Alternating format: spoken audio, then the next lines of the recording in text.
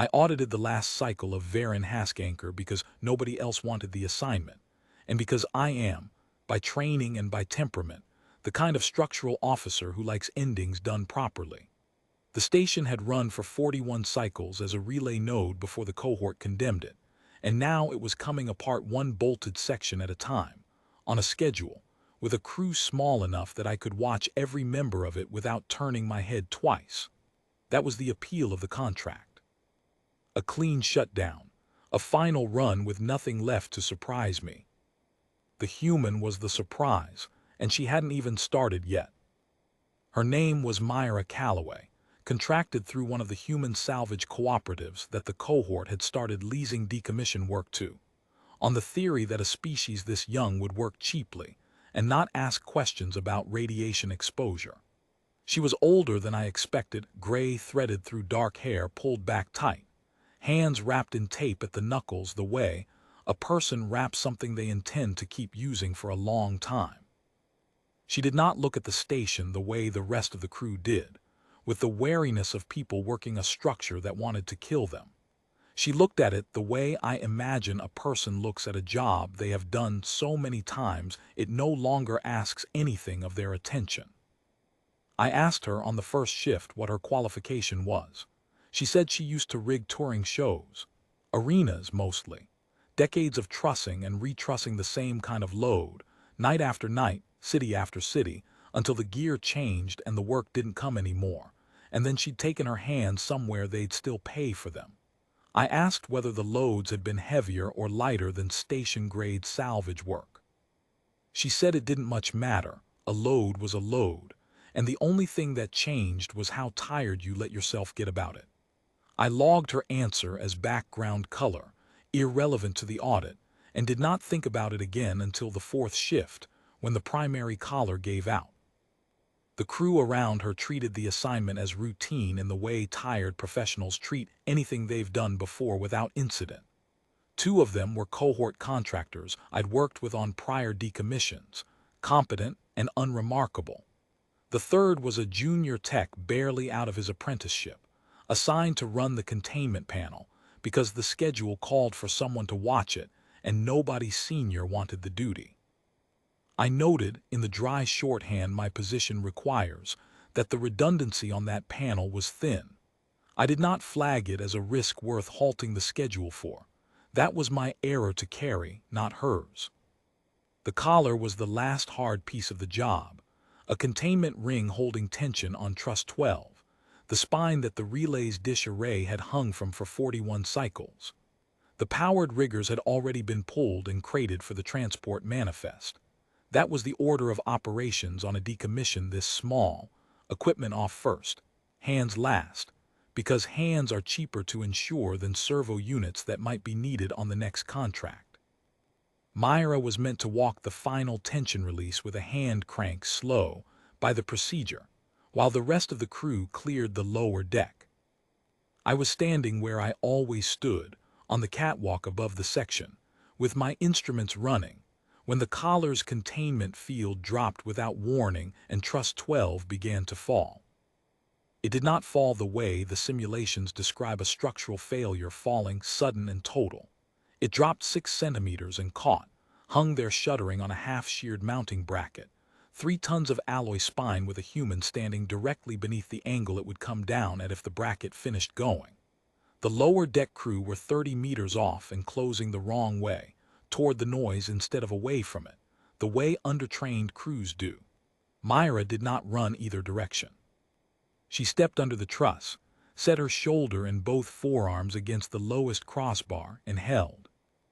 I want to be precise about what I watched, because precision is the entire purpose of my presence here. The truss's resting mass, fully rigged, was rated by the station's own engineering archive at just under 3 metric tons. The bracket that had sheared was rated to hold that mass under standard tension.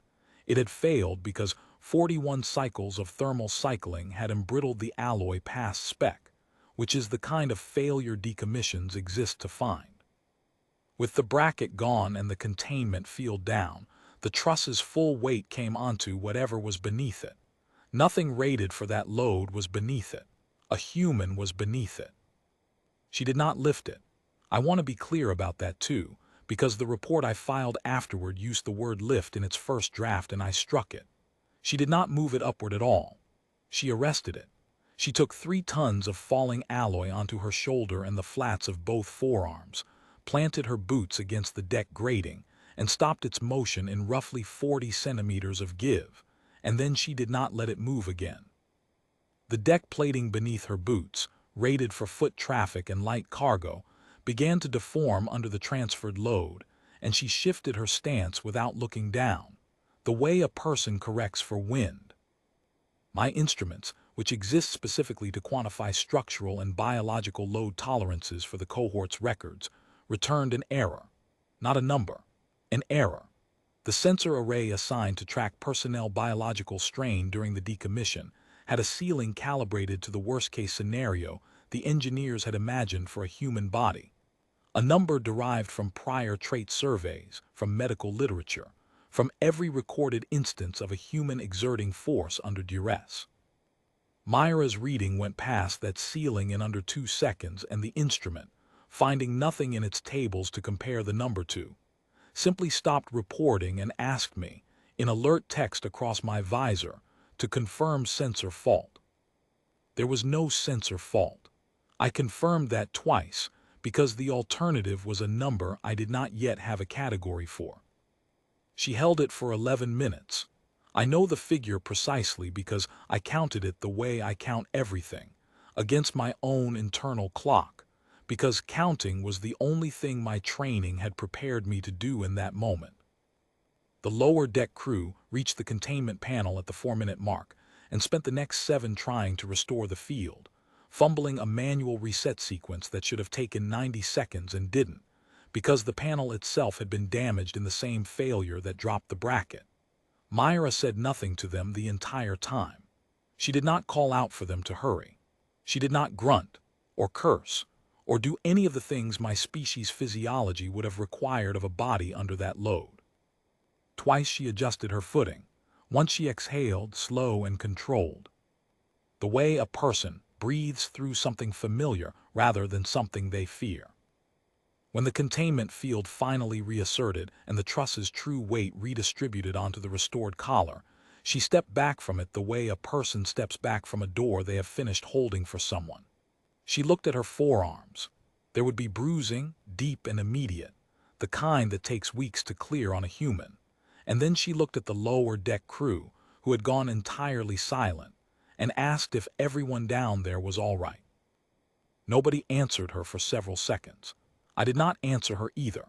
I was occupied with the instrument readout, which had recovered enough to log a single corrected figure before flagging the entire data set for review. A sustained load-bearing tolerance that exceeded the station's own engineering rating for the bracket that had failed in the first place. The equipment that broke under that mass had been rated higher than anything we had ever measured a human capable of resisting by hand. She had simply resisted it anyway. I asked her, once the deck was cleared and the report had begun writing itself in my head, whether she wanted, against procedure, against every protocol about civilian contractor strain, to end her shift early. She said no. She said there was one more section to walk before the contract closed out, and she'd rather finish the job than leave it for someone picking it up after her. She rewrapped the tape at her knuckles, tighter than before, and went to find the crank she'd dropped. I filed the report that night, under a designation the cohort's archive had never required before, because no prior submission had ever needed it. Human structural tolerance, unassisted, exceeds rated industrial equipment. I did not close the file with a recommendation, because I did not, and still do not, know what recommendation follows a number like that. I closed it instead with the only line I was certain would still be true 100 cycles from now. When someone else reads what I watched on the last working day of a station nobody thought would matter. Whatever rating we give the next bracket, it will not be the one that fails first.